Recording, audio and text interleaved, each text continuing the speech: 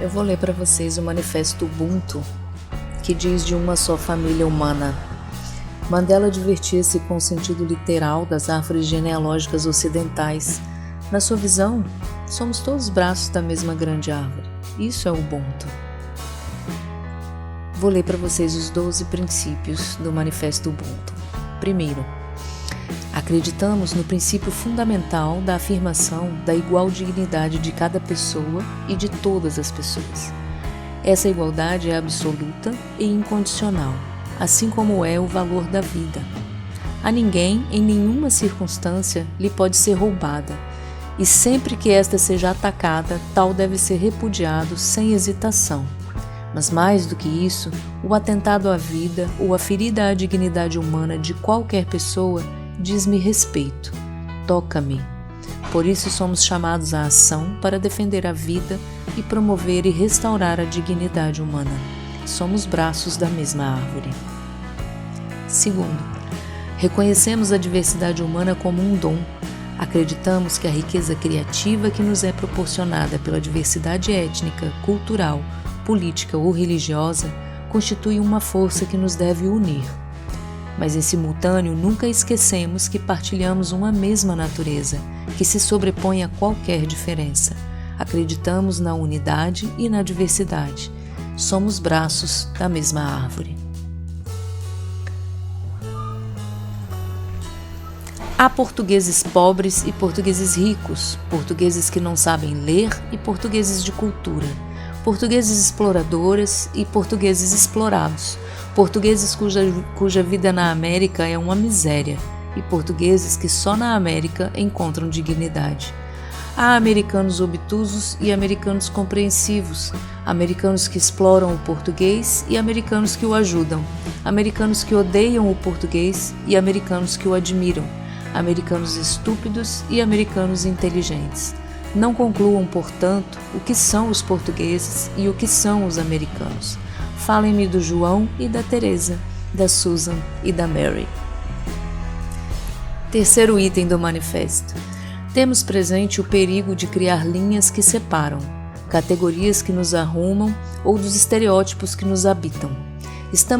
Evitamos categorizar qualquer pessoa numa história única, consoante o grupo em que a colocamos. Queremos estar sempre abertos à riqueza de cada templo humano. Não me falem de portugueses ou de americanos. Falem-me do João e da Teresa, da Susan e da Mary. Quarto, recusamos qualquer expressão de maniqueísmo que rotule grandes grupos humanos, catalogando uns como bons e outros como maus. Qualquer generalização de uma qualidade ou defeito, associando-a a uma identidade coletiva, está errada. Não me falem de portugueses ou de americanos. Falem-me do João e da Teresa, da Susan e da Mary. Quinto, acreditamos que cada pessoa é simultaneamente pertença e autonomia. Somos de pertenças múltiplas e temos uma autonomia em construção. É desse cruzamento que se faz a nossa individualidade, ainda que dentro de uma comunidade. Não me falem de portugueses ou de americanos. Falem-me do João e da Teresa, da Susan e da Mary.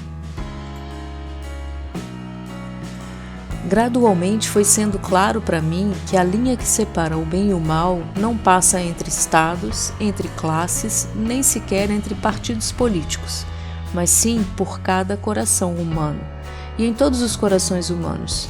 Essa linha muda.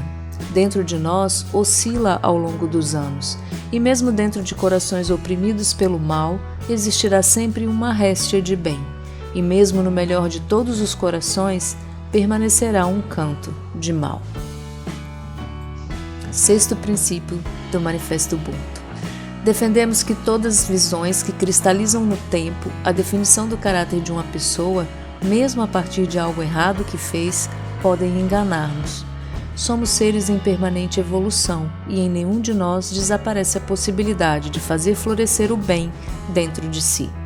E em nenhum de nós desaparece o risco de errar. A linha que separa o bem e o mal atravessa o coração de cada pessoa. Sétimo, reconhecemos a complexidade e temos dúvidas. Sabemos que tantas vezes o que parece não é, e que a verdade raras vezes é só uma. Por isso devemos tardar em julgar e ainda mais em condenar definitivamente. Buscamos a compreensão tão completa quanto possível e nunca esquecemos que somos feitos de luz e sombra. A linha que separa o bem e o mal atravessa o coração de cada pessoa. Eu tenho um sonho de que um dia os meus 4 filhos vivam numa nação onde não sejam julgados pela cor de sua pele, mas pelo seu caráter. 8º princípio do manifesto. Defendemos que ninguém pode ser julgado, nem ver os seus direitos e deveres minimizados ou abolidos, pela pertença a qualquer grupo étnico, político, religioso ou cultural. Nenhuma diferença pode nos diminuir. Não queremos ser julgados pela nossa cor de pele, mas pelo nosso caráter. 9. Acreditamos no princípio da equidade. Reconhecemos que existem desigualdades estruturais e individuais que devem ser tidas em conta e erradicadas, criando todas as condições necessárias para uma verdadeira e completa igualdade de oportunidades para todos. Não queremos ser julgados pela nossa cor de pele, mas pelo nosso caráter. 10. Acreditamos que a liberdade de cada pessoa é um bem sagrado. Defendemos que nenhuma adversidade lhe deve retirar a consciência de que pode ser senhor do seu destino, capitão da sua alma. Mas com essa liberdade vem a responsabilidade do que fazemos e do que ignoramos. Não queremos ser julgados pela nossa cor de pele, mas pelo nosso caráter. Ninguém nasce a odiar as pessoas por causa da cor de sua pele, ou pelo seu passado, ou pela sua religião. As pessoas aprendem a odiar, e se elas podem aprender a odiar, elas também podem aprender a amar, já que amar é um sentimento que vem com mais naturalidade ao coração humano do que o seu oposto. 11º princípio do manifesto. Recusamos qualquer expressão de ódio e de violência como forças motrizes da transformação social. O ódio desumaniza-nos e faz-nos olhar para o outro na categoria de inimigo, logo, menos humano. Não acreditamos que da violência nasça qualquer bem duradouro.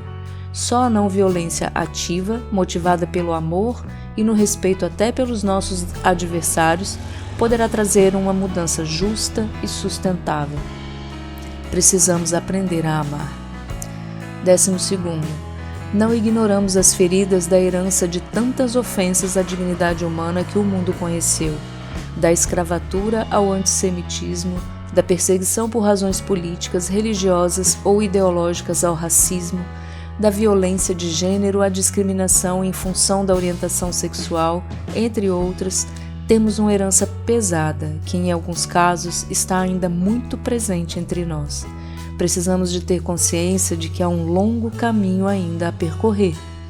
Só quando descobrirmos em cada pessoa um irmão igual em dignidade e companheiro de construção de um futuro comum, poderemos crescer em humanidade. Precisamos de aprender a amar.